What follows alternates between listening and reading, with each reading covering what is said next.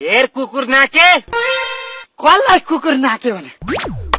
कुकुर नाके भने तैँले तँलाई भनेको तैँले चाहिँ मलाई सुँगुर नाके भन्न हुने तँलाई कुकुर नाके भन्न नहुने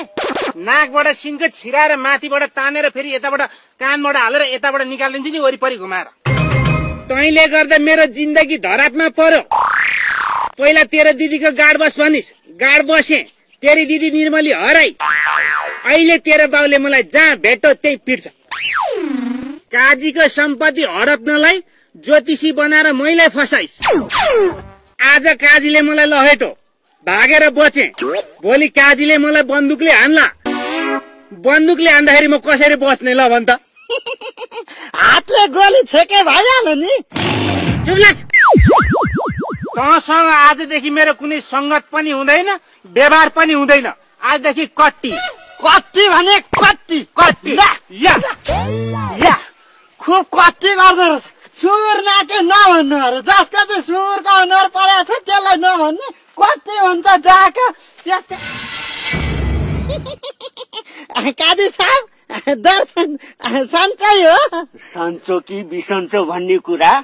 पहिला जाँचौँ अनि थाहा हुन्छ है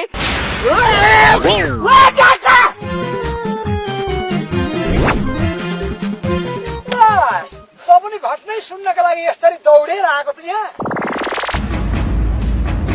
सुन्न दाबै सुन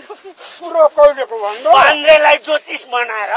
त मेरो सम्पत्ति कुम्लाउन खोज्ने अझै त डाका भाग्ने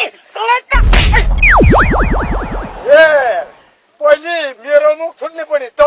अहिले मेरै गालामा चड्का हान्ने पनि त तँलाई त म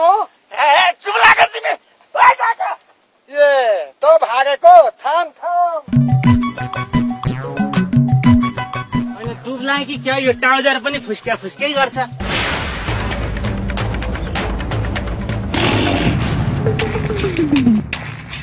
राजुमार साहब के म फेरि पनि भन्छु मबाट गल्ती भएकै हो पहिला यसै गर्दाखेरि मर्केको खुट्टा ठिक हुन्थ्यो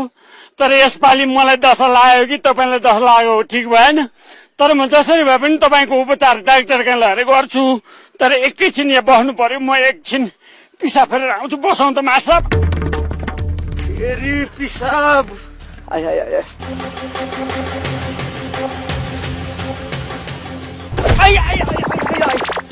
बान्द्रे